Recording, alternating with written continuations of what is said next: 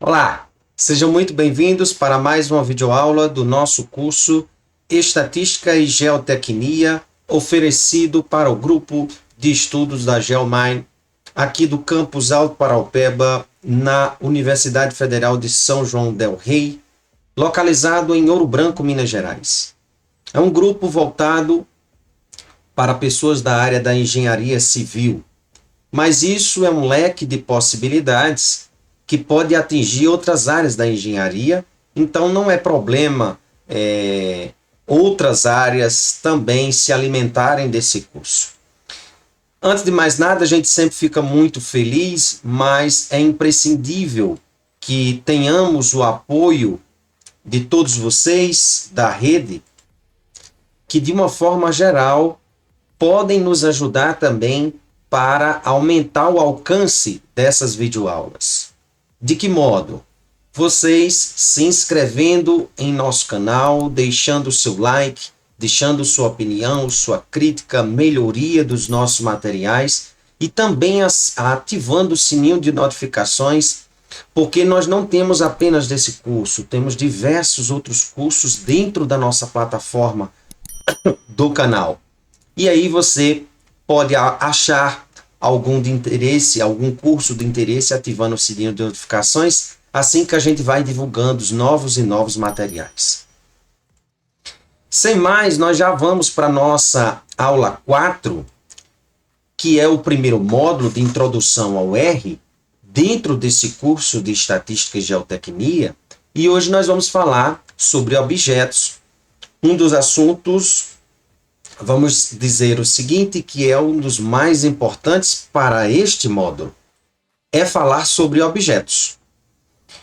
Então, gostaríamos também de sempre de fortalecer a nossa filosofia de publicação, em que pelo menos uma das vias dos nossos materiais são disponíveis de forma gratuita, quer seja apresentações de slide, videoaulas ou mesmo materiais, apostilas, livros, sempre temos uma versão gratuita com este selo Democratizando Conhecimento. Gostaríamos de agradecer também o apoio do CEAC da UFSJ, o CEAC que vai emitir os nossos certificados.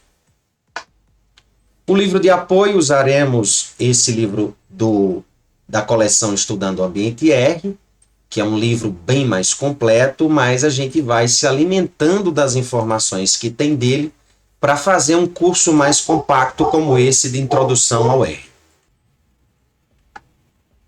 Vamos voltando aqui, cliquei sem querer. E aí nós vamos retornar quando nós falamos na aula sobre como o R trabalha, e nós fizemos 3 afirmações ditas por John Chambers. John Chambers foi um dos desenvolvedores da linguagem S, que é uma das linguagens nativas, internas, de baixo nível, vamos dizer assim, da linguagem R. E ele afirma no princípio do objeto: tudo que existe em R é um objeto. Então, não se assustem e, ao mesmo tempo, não pensem que a definição de objeto aqui está diretamente relacionada ao paradigma da orientação a objetos. Não. O objeto dentro do R, ele é uma entidade com características internas, contendo informações necessárias para interpretar sua estrutura e conteúdo. Então, nós vamos dizer que dentro do R dentro de um objeto, existe como um metadado. Esse metadado, ele descreve diversas características que compõem a estrutura desse objeto. Quer seja o tipo de valor que ela vai compor, que ela vai obter, que ela pode guardar, dentre outras características. Então, esse metadado, nós chamamos ele de atributo. E esses atributos podem ser atributos intrínsecos. Esses atributos, na realidade, nós falamos que entre eles nós temos os atributos intrínsecos, que significa que todo objeto tem pelo menos essas 2 características, que é o que a gente chama modo e comprimento. O modo, ele está relacionado à forma de como a estrutura de dado que vai ser armazenada por esse objeto pode ser. E essa característica é o que nós muitas vezes confundimos a ideia de estrutura de dados com tipo de objeto. A estrutura de um objeto, como eu já falei anteriormente, é a disposição como nós armazenamos o objeto na memória virtual. E é a forma de como nós apresentamos essa estrutura de dado para nível de usuário. Então, o que nós falamos primeiro, em termos de estrutura de objeto, que é a disposição de como o objeto armazena na memória, é o que nós chamamos de estrutura interna, e o que vemos em termos de a nível de usuário é o que nós chamamos de estrutura externa. Então, a estrutura interna é o tipo do objeto. A estrutura externa, que é a disposição que nós vemos, nós vamos dizer que isso é a estrutura de dado. Ok? Então, vamos lá. A estrutura interna, ela tem uma tipagem que nós dizemos que compõe de 24 tipos de objetos em R. Apenas os mantenedores do R, que compõem o time do grupo do R Core Team, eles e apenas eles é quem podem criar esses tipos de objetos. Nós, quanto usuários, apenas criamos estruturas de dados. E aí as estruturas de dados, que é a disposição dentre um desses tipos de objeto, é que nós podemos mudar a característica de como nós queremos que outros usuários visualizem os tipos de dados, as estruturas de dados desse tipo de estrutura de dados que estamos criando. Então, isso foi falado. Bem, algumas características básicas. Quando nós temos um tipo de objeto e quero saber a tipagem dele, nós temos que levar em consideração que o R tem de forma nativa, no mínimo, 3 tipos de linguagem. A linguagem C, a linguagem Fortran e a linguagem S. Quando nós usamos a função typeOf, o tipo do objeto que é impresso no output desta função está relacionada à tipagem da linguagem C, ao passo que a função mod ela está relacionada à tipagem da linguagem S.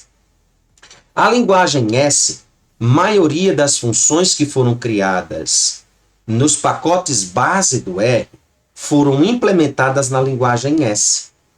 Agora, por questão de otimização, desempenho, às vezes loop, criação de outros tipos de estruturas de funções ou de objetos, vamos pensar assim, para que tivéssemos maior velocidade de computação, foram desenvolvidos na linguagem C. Então, hoje para nós faz mais sentido pensarmos num tipo de objeto baseado na tipagem da linguagem C do que da linguagem S. Claro que nós temos algumas ressalvas, mas mesmo assim é preferível, e aí a gente pode mostrar em algum momento, podemos visualizar lá no R básico, no curso mais completo, a gente mostra situações em que, em certos modos, é interessante ver o tipo de objeto baseado na linguagem S, na tipagem S, e em outras situações na tipagem C. Bem, a estrutura externa ela está relacionada na forma de como os usuários visualizam a estrutura de dado que está nesse objeto. Então, não tem como computar quantos tipos de estrutura de dados nós temos. Todo desenvolvedor de pacote que cria tipos de objetos e ele cria estruturas de como os usuários visualizarão, vão criando cada vez mais formas diferentes de estruturas externas. Então, a gente não tem como visualizar. As nativas do R, nós podemos dizer que temos algumas conhecidas, como vetor, matriz, data frame, que são quadros de dados, array, array nesse sentido. A própria lista em si, apesar dela ser um tipo de objeto também, ela pode ser dada como uma estrutura de dado. O table, ele já vem de outros pacotes, bem como outros tipos de estruturas externas. Essas daí, nós podemos criar. Então, por mais que nós possamos criar estruturas de dados, nós vamos sempre nos alimentar das estruturas de dados nativas da linguagem S. Quer seja o quê? De um vetor, quer seja de uma lista, aí nós decompomos esses vetores em vetores atômicos, e aí nós temos a situação das listas, ao passo que, por exemplo, uma matriz, ela dentro do R, ela muitas vezes a gente diz, olha, nós temos um objeto do tipo matriz. Não existe um objeto do tipo matriz. O que existe na realidade é um vetor bidimensional, vamos pensar assim, ou multidimensional, que aí no caso vai ser para array, mas o bi, ele nada mais é do que uma matriz. A estrutura nativa de como o R observa é um vetor. E esse vetor, ele pode, de certa forma, ser um tipo de objeto, mas não é um tipo de objeto que reconhece qualquer tipo de dado. Nós temos vetores, ou seja, tipos de objetos que são vetores específicos. Vetores para valores numéricos, vetores para strings, entre outras situações. Então, desse modo, nós conseguimos mudar a forma dessas estruturas bases de dados que nós temos, já disponíveis no R. Bem, associando o nome ao objeto. Nesse primeiro caso que nós temos aqui, nós temos um objeto que é um escalar, um valor 10. Este L significa dizer que ele é um número inteiro. Para reconhecimento de máquina, isso implica apenas dizer que eu não preciso de tanta memória nesse sentido para armazenar este valor. Caso eu não colocasse esse L, por exemplo, ele seria um objeto do tipo double. Apesar dele armazenar a mesma estrutura de valor, só que pelo fato dele ter sido reconhecido como double, ele precisaria um pouco mais de memória para armazenar essa informação. Onde é que isso é vantagem ou desvantagem para mim entender? Porque quando você usa um tipo de armazenamento que a alocação não é necessária esse volume todo de memória, você acaba perdendo desempenho. Por isso que é importante entender esse tipo de situação. Mas o que é importante nessa situação aqui? É que o objeto por si só, nessa declaração, ele não representa apenas o valor 10. Veja que essa flechinha também ela é um objeto. E esse objeto é uma função, em que por trás dessa flechinha tem o símbolo com a linha de comando de eu mostrar para o R que internamente ele vai chamar uma função. Então, nós dizemos nessa situação que essa flechinha também é um objeto. Nós temos uma outra estrutura do tipo symbol, que ela é específica para nominar, ou melhor, criar nomes. É um nome, na realidade, em que ela se associa a outros objetos. Este nome X, do tipo symbol, também é um objeto. Por quê? Porque tudo em R é objeto. Agora, em termos funcionais, o que é que nós dizemos? O que é que nós fazemos com essa execução? A gente associa esse valor X ao valor 10 e, simplificadamente, nós simplesmente dizemos: criei um objeto X. Vulgarmente, a gente fala dessa forma. Em que, quando nós olhamos essa flechinha em que é como se o 10 estivesse se associando, apontando para o X, na realidade, esse objeto ele vai existir na memória e esse nome é que vai se associar a ele. Essa que é a verdadeira forma de entender semanticamente esta execução.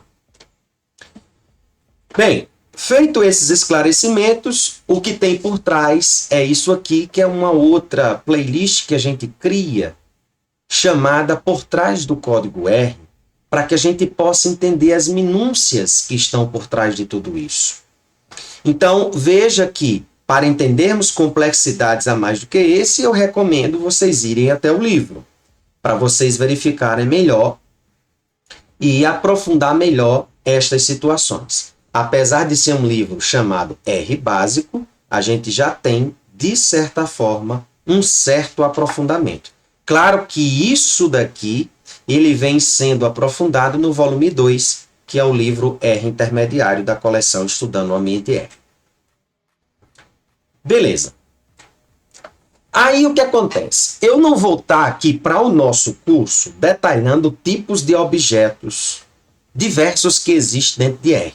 Eu vou para o foco principal do que nós vamos precisar lá no nosso módulo 2, quando a gente vai estar estudando a estatística aplicada à geotecnia. Então eu vou falar de um tipo de estrutura de dado que eu vou precisar lá literalmente quando a gente for, por exemplo, importar bancos de dados em planilhas ou em arquivos de dados, que é o quadro de dado ou que a gente chama de data frame.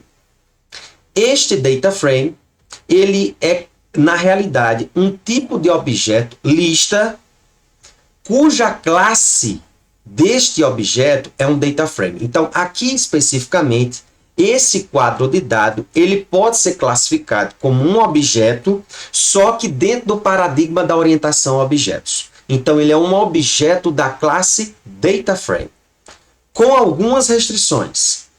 Então, os componentes devem ser sempre vetores, uni- ou multidimensionais, listas ou até mesmo quadro de dados. As colunas das matrizes, listas ou quadro de dados, são inseridas como coluna dos quadros de dados. E uma coisa que nós temos que ter. Bem, a partir da versão 4.0 do R, determinados vetores que a gente chama de caracteres, existe um tipo de objeto dentro da orientação a objeto no R que a gente chama factor. São fatores. Isso é muito utilizado na área experimental quando a gente precisa distinguir os níveis dos tratamentos em uma análise de experimento, por exemplo. Então a gente trata esse objeto como um fator. Então, o que era que acontecia? Antes da versão 4.0 do R, o data frame, quando era criado e uma das colunas era um caractere, era nomes, o R automaticamente corrigia para um fator. E que muitas vezes aquilo era uma imposição que não era necessário, muitas vezes, por exemplo, para usar para análise de dados, queria para outras coisas. E aí, essa função, que é a função que cria o quadro de dados, que também é chamada de data frame, ela fazia a imposição de coagir. Agora, a partir da versão 4.0, este argumento, que é da função que cria essa estrutura de dado, ela agora tem o argumento lógico false. Ela não impõe isso. Então, uma outra característica que é interessante é que o quadro de dado, também as colunas, devem ter mesmo comprimento. Então, se a minha primeira coluna tem 10 observações, a segunda também tem que ter. A terceira também tem que ter. Se não tiver, vai me gerar um erro e ele não vai permitir com que eu crie esse objeto. Ou ele pode completar valores que não está naquilo que eu queria. Não vou entrar em detalhes em relação a isso, mas isso é possível. Bem, então a grande chave que nós temos é que a importação dos dados que a gente faz com as funções básicas de importação no R, ela é sempre reconhecida no R como um data frame. Então, geralmente a gente usa a função read.table para fazer essas importações. Como é que é a estrutura de como eu visualizo um data frame? O data frame ele tem essa carinha quando nós o observamos em R, como uma tabela que a gente observa do Excel, apenas sem apresentar essas linhas, tá? Como é que eu crio um data frame? O data frame ele é criado por esta função chamada data.frame, que coincidentemente existe um atributo ao ser criado interno a ele que identifica como um data frame, e esse atributo é chamado class da classe data.frame, também idêntico ao nome da função. Mas não vamos confundir isso. O que é que eu digo para vocês? Quando eu uso essa função data.frame, abro parêntese, fecho parêntese, eu tenho uma função na minha mão. Esta função, ela tem argumentos em que esses argumentos serão as colunas do meu data frame, ó. Então eu já nomino, a primeira coluna vai ser X, a segunda vai ser Y e a terceira vai ser Z. Então eu criei aqui, nessa situação, 10 valores para X, 10 valores para Y e 10 valores para Z.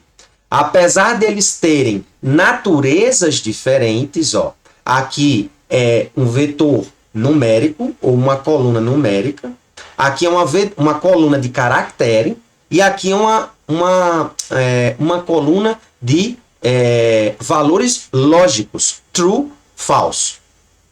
Sim, não, 1, 0, é nessa pegada.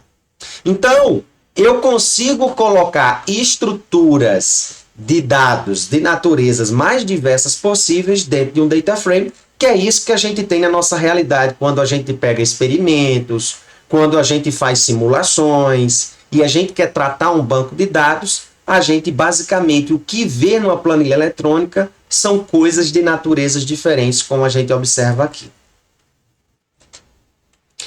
E aí uma coisa que é interessante, como é que eu consigo acessar determinadas colunas do data frame uma vez que ele está criado? Eu posso utilizar as chaves, na realidade os colchetes. Aqui eu estou dizendo que eu quero acessar a primeira coluna, ou eu posso utilizar o cifrão. Quando eu utilizo o cifrão, eu automaticamente digo o nome da coluna que eu quero acessar. No nosso caso, eu estou querendo acessar a coluna X. Aqui é quando especificamente ele também reconhece esse data frame como uma pseudo matriz, vamos pensar assim. Então eu consigo acessar aqui, ó, especificamente a primeira linha independente das colunas. Então eu não estou dizendo que coluna eu estou querendo acessar. Então ele está pegando toda a linha das colunas X, Y e Z. Ou eu posso especificar, ó, eu quero o primeiro elemento, eu quero o elemento da primeira linha e primeira coluna. Então, ele só me retorna o valor 1. Eu quero fazer o seguinte, eu quero agora alterar o elemento da primeira linha e da primeira coluna. Então, o que é que eu faço? Eu uso essa sintaxe aqui e uso a flechinha para dizer assim, ó, troque o 1 agora pelo 10. Quando a gente visualiza ele novamente, a gente vai perceber que agora lá não existe mais o 1. Foi trocado pelo valor 10. Anexando o objeto do quadro de dados ao caminho de busca. Muitas vezes é enfadonho, uma vez que a gente cria a estrutura de dados, que é o data frame, o quadro de dados, e quando a gente quer acessar os elementos do data frame, é enfadonho estar usando essas formas sintáticas aqui. Quer seja usar o cifrão ou os colchetes. Ao invés disso, mas a gente tem que fazer isso com cautela, a gente pode usar a função attach, ou seja, quebrar esses dados e acessar diretamente os elementos pelo próprio nome, quando eu quebro esse data frame. Então a gente faz o seguinte, uma vez quebrado, eu posso digitar o valor X e ele me mostra os valores de 1 a 10. Aqui nesse caso, ele está me retornando uma situação aqui que está sendo errada. Vamos mostrar aqui no R. Na realidade, se eu estou acessando o valor X, ele teria que me retornar os valores de 1 a 10 e não apenas 10 como está aqui. Vamos observar aqui no RStudio. Então, eu vou abrir aqui um script rápido só para eu colar essa estrutura. Vou tirar esses underlines aqui e vou melhorar essa visualização que está mais aqui, tá? Para eu poder reproduzir. Vou retirar todas essas desigualdades aqui e aqui. Então, veja o que acontece. Vou criar essa estrutura de dado, que vai aparecer aqui no meu ambiente global uma vez que eu crio, ó, dados. E agora vou quebrar a TAT. Quando eu visualizo 10, ó, quando eu visualizo X, agora eu consigo acessar X e vai me retornar os valores de 1 a 10 e não o valor apenas 10, como apareceu na apresentação. Isso acontece para eu simplificar, ao invés de ter que usar o nome do data frame, cifrão, o valor X, que eu também vou ter a mesma coisa. Com o attach eu consigo quebrar. O que é que nós devemos ter? Cuidado, porque muitas vezes isso pode causar conflitos na hora de eu construir um código. Também não vou entrar em detalhes quanto a isso. Aprofundamento, você vai lá para o curso do R Básico, que tem uma playlist completa para vocês poderem aprofundar. Era isso que nós queríamos tratar. Veja, estou consciente de como eu posso criar e manipular um data frame. Com essa aula, a gente observa que isso é muito simplório. Então, o que é que eu recomendo a vocês? Vão na playlist do R Básico, vão no livro, que ele está disponível, vocês podem acessar, vão lá nos capítulos de estrutura de dados e objetos, que você verá e terá exercícios, exemplos com maior riqueza para que vocês tenham o total controle de como estão criando e manipulando esse tipo de estrutura de dados. Espero que tenham gostado. Lembrem-se que o conhecimento é uma liberdade necessária. Fui!